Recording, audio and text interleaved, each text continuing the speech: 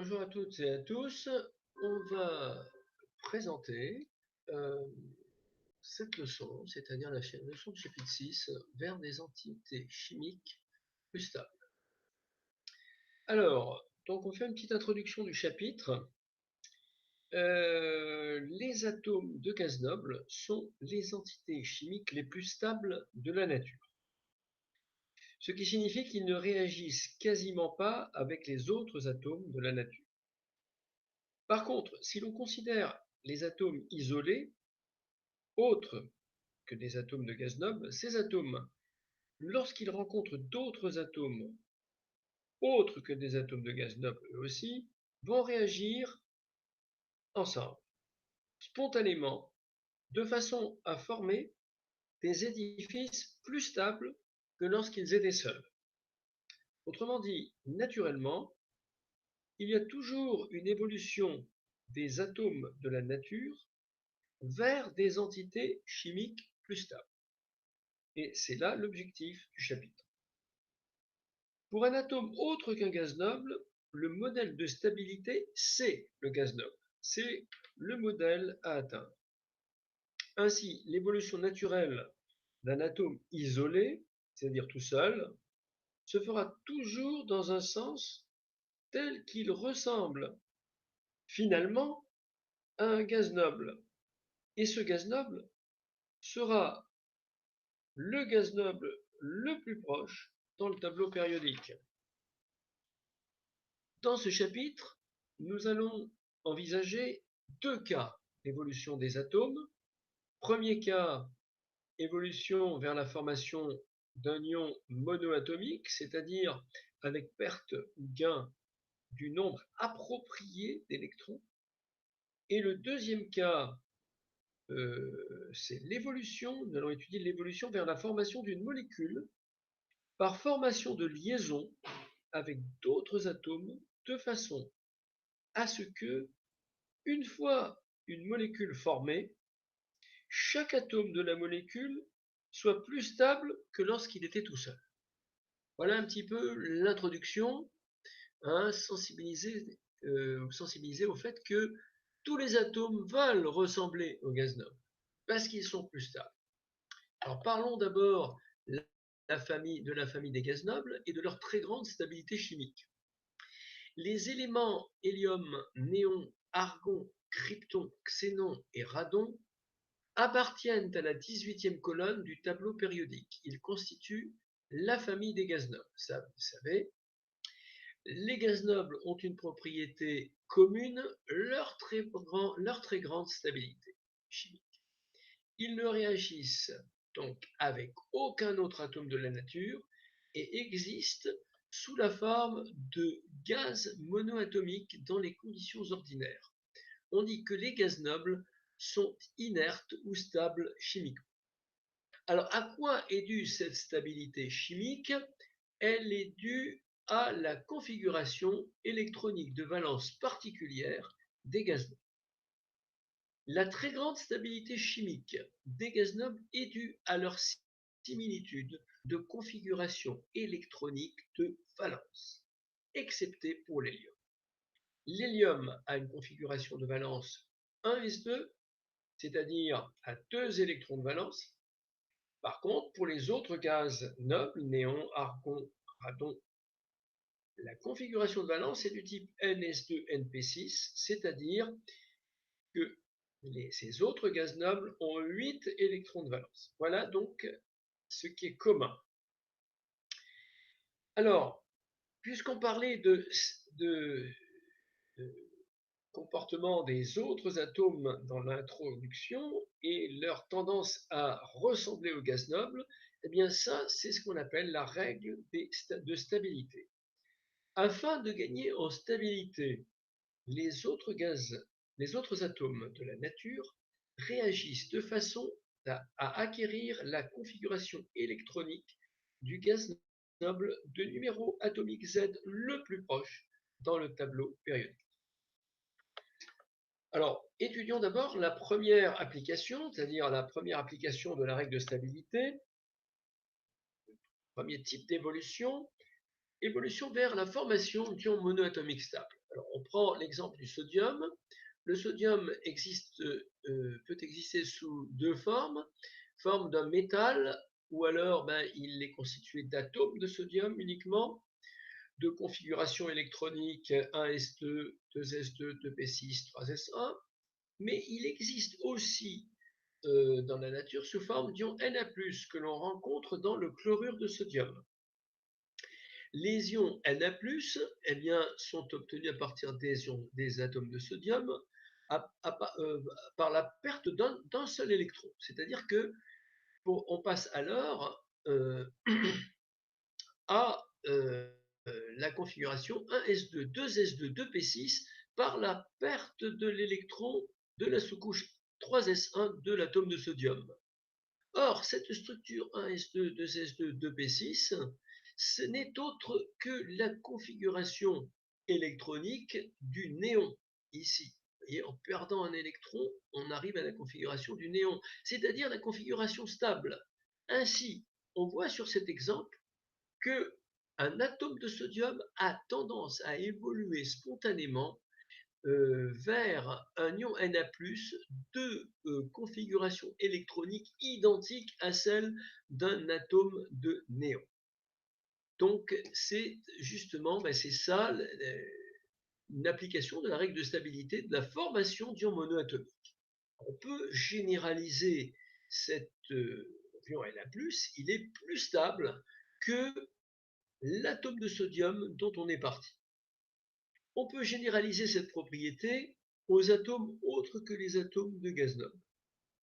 Alors, donc c'est une application de la règle de stabilité.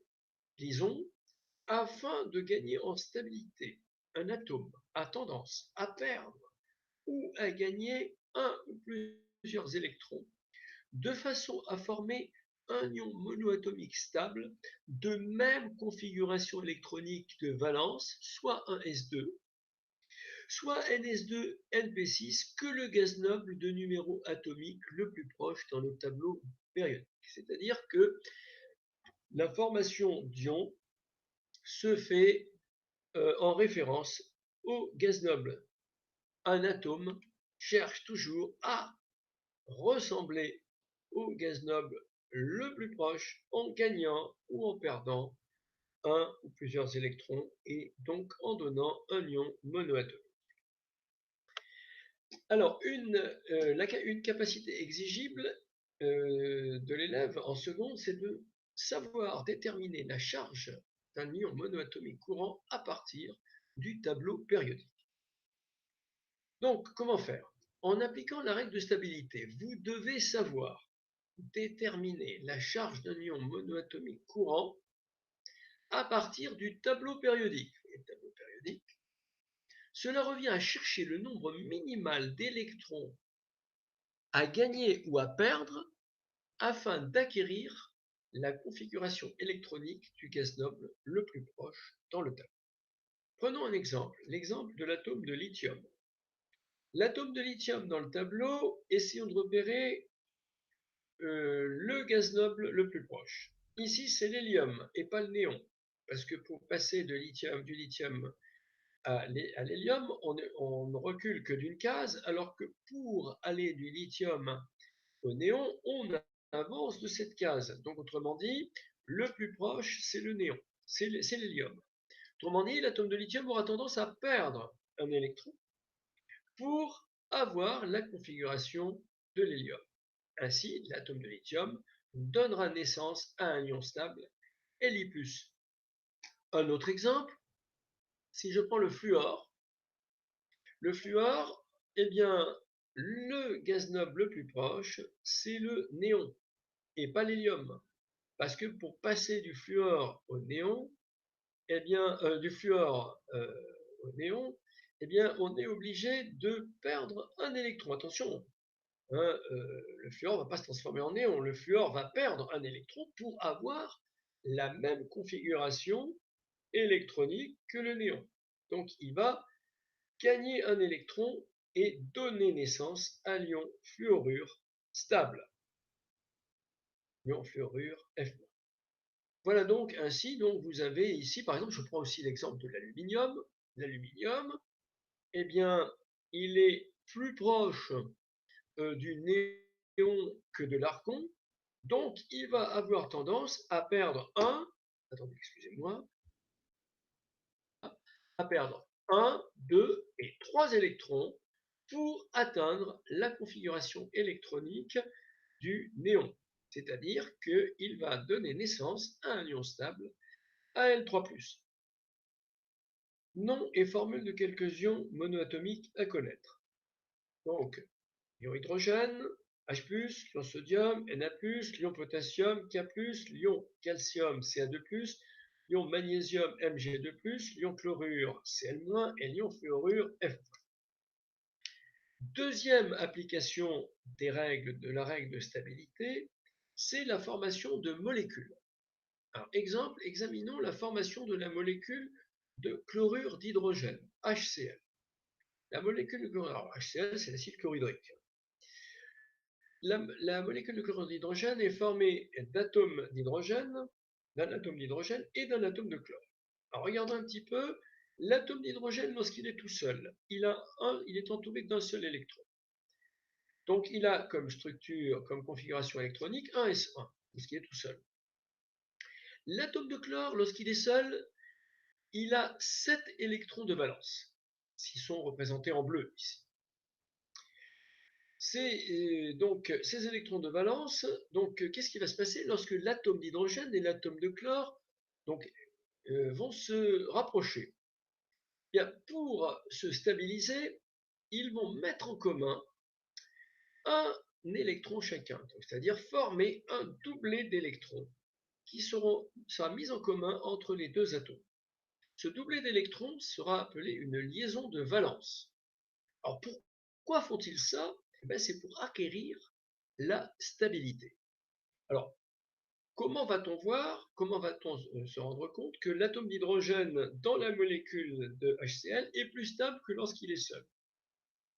L'atome d'hydrogène dans la molécule de chlorure d'hydrogène, est entouré de 2 électrons. C'est-à-dire, il a la configuration 1s2 de l'atome d'hélium, électronique de l'atome d'hélium. Il est donc plus stable que lorsqu'il est tout seul et il possède un seul électron. Maintenant, si on regarde du côté de l'atome de chlore, lorsque l'atome de chlore était seul, il avait 7 électrons de valence. Maintenant, lorsqu'il est uni à l'atome d'hydrogène, si on compte les électrons qui l'entourent, 2, 4, 6 et 8 électrons et non plus 7. C'est-à-dire que dans l'édifice qui a été formé, les atomes d'hydrogène et de chlore ont acquis la configuration d'un gaz rare le plus proche. L'hydrogène aura acquis la configuration de l'hélium en ayant 2 électrons dans son entourage, et le chlore aura acquis une configuration de 8 électrons de sa couche de valence, c'est-à-dire aura la configuration de l'argon. Voilà donc ainsi la tendance vers la stabilité lorsqu'on présente l'un à l'autre 2 atomes isolés H et Cl qui vont spontanément former la molécule de chlorure d'hydrogène. Alors, dans cette molécule de chlorure d'hydrogène, il y a 2 électrons partagés qu'on appelle un doublet liant. Et un ensemble de 3 doublets d'électrons qui ne sont pas partagés par le chlore, qu'on appellera doublet liant. On représente, si vous voulez, les doublets non liants ou les doublets liants par des tirets. Ici, le doublet liant entre H et Cl sera représenté par un doublet. Donc, ce doublet liant par un doublet unissant, c'est comme un trait d'union, l'atome d'hydrogène et l'atome de chlore de la molécule. Les doublets non liants, quant à eux, sont aussi représentés par des tirets, mais qui cette fois-ci se trouvent autour du symbole de l'atome de chlore, ce qui veut dire qu'ils ne sont pas partagés par l'atome de chlore. Et évidemment, si on fait l'analyse, on regarde que H a bien un doublet liant qui est autour de lui, donc 2 électrons. qui a bien la configuration de l'hélium. Le chlore, dans ce schéma de Lewis, a bien 4 tirets autour de lui, 1 pour un doublé liant et 3 et 3 pour les doublés non liants, c'est-à-dire on aura 4 doublés autour de lui, donc 8 électrons. C'est donc la configuration d'un gaz rare, d'un gaz noble. Donc, on va décrire le modèle de Lewis de la liaison de valence, et ça c'est ce qu'il faut retenir, et le schéma de Lewis d'une molécule. Alors, un modèle, c'est une description simplifiée de la molécule. Le modèle de Lewis, c'est une description simplifiée de la molécule. Il comporte, le modèle de Lewis, les 3 points suivants. Dans une molécule, 2 atomes se lient l'un à l'autre par une liaison de valence obtenue par la mise en commun ou le partage de 2 électrons de valence. Deuxième point, les atomes engagés dans une liaison de valence sont plus stables, et c'est ça le point important, que lorsqu'ils étaient isolés, et possèdent alors la même configuration électronique que le gaz noble de numéro atomique le plus proche de chacun d'eux dans le tableau périodique. C'est-à-dire que si il s'agit d'un atome d'hydrogène, eh bien, au final, l'atome d'hydrogène sera entouré de 2 électrons, configuration 1s2.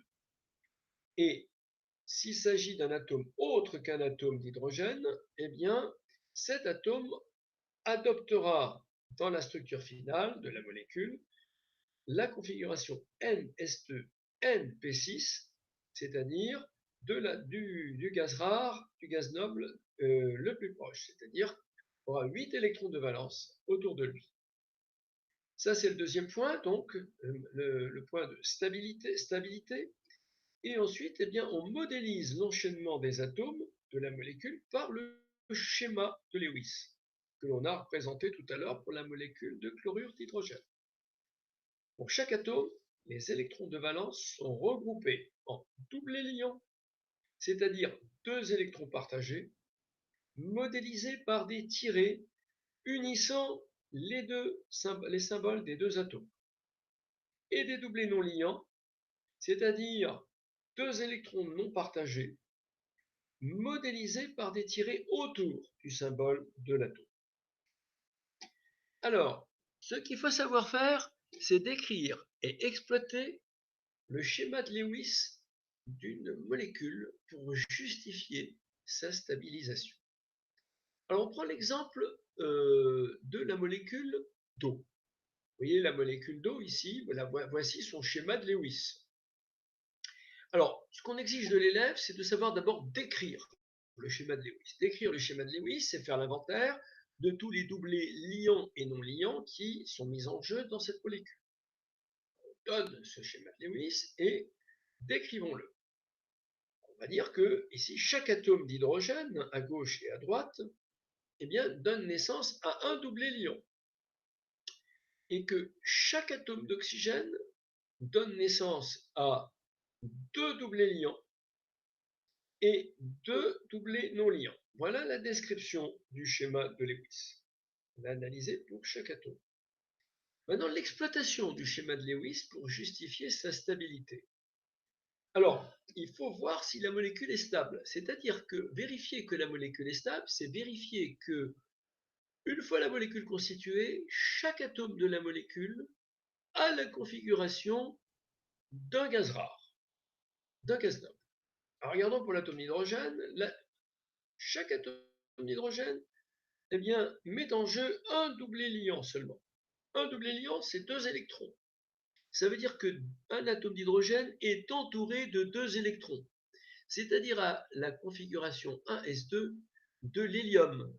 Donc l'atome d'hydrogène est stable dans la molécule d'eau. Voyons s'il en est de même de l'atome d'oxygène. Est-il stable? On regarde ce qu'il y a autour de l'atome d'oxygène. Il y a 2 doublés liants, soit 2 fois 2, 4 électrons liants, et 2 doublés non liants, c'est-à-dire encore 2 fois 2, 4. Donc, en tout, l'atome d'oxygène voit autour de lui 8 électrons et non plus 6 lorsqu'il était tout seul. Donc, autrement dit, ben, on a vérifié, on a réalisé l'exploitation du schéma de Lewis, c'est-à-dire qu'on a vérifié que chaque atome a la configuration d'un gaz noble. Comme tout modèle, le modèle de Lewis a des limites, c'est-à-dire qu'il n'est pas complet. C'est une description simplifiée de la molécule. Ce modèle de Lewis permet d'expliquer ou de prévoir l'enchaînement des atomes d'une molécule en faisant appel à la stabilité de chacun des atomes au sein de la molécule, en référence à la stabilité des gaz nobles. C'est-à-dire, par exemple, dans la molécule d'eau, l'hydrogène, chaque atome d'hydrogène avait acquis, en formant la molécule d'eau, la configuration électronique du gaz noble hélium. L'atome d'oxygène avait acquis la configuration électronique du néon. Par contre, le modèle de Lewis ne permet pas d'expliquer toutes les propriétés d'une molécule. Il a des limites. Et en particulier, il n'arrive pas à expliquer le fait que la molécule d'eau soit coudée. Si l'on regarde à droite le modèle moléculaire, c'est-à-dire qui représente un petit peu la géométrie de la molécule, l'atome d'oxygène est lié donc à deux atomes d'hydrogène, atome d'oxygène en rouge, deux atomes d'hydrogène en gris, que les liaisons qui sont présentées par des bâtons forment un angle entre elles. C'est-à-dire que la molécule est dite coudée. Eh bien, le fait qu'il y ait un angle qui existe entre les deux liaisons ne peut pas être expliqué par le modèle de Lewis. D'autres modèles pourront l'expliquer. Approche de l'énergie de liaison. Donc, si on regarde la formation d'une molécule d'hydrogène, par exemple, la molécule d'hydrogène peut être formée à partir de deux atomes d'hydrogène initialement isolés. On rapproche les atomes d'hydrogène et finalement, eh bien, ils forment la molécule d'hydrogène, plus stable que les atomes isolés. L'atome isolé, il n'a pas la configuration d'un gaz noble, l'atome H. Par contre, l'atome H uni dans la molécule d'hydrogène, il aura la configuration d'un gaz noble. Alors, au point de vue énergétique, eh bien, l'édifice le plus stable, c'est la molécule d'hydrogène. Et vous voyez que l'énergie ici de la molécule d'hydrogène est plus petite, donc lorsqu'elle est formée, est plus petite que lorsque les atomes sont séparés. Ça, c'est un des grands principes de la physique. Un édifice est d'autant plus stable que son énergie est plus petite. Ainsi, l'édifice molécule de dihydrogène est plus stable que l'énergie, que l'édifice HH isolé et a une énergie plus petite. A l'inverse, si on part de la molécule de dihydrogène, pour passer de la molécule de dihydrogène à l'état d'atomes séparés, on est obligé de casser, pas avec un marteau, mais de casser, de rompre la liaison entre les deux atomes d'hydrogène. Pour cela, il faut fournir une certaine énergie qu'on appelle l'énergie de liaison, c'est-à-dire pour rompre la stabilité, pour séparer la molécule en deux. On généralise cette notion à l'énergie de liaison donc qui unit par exemple deux groupements A et B.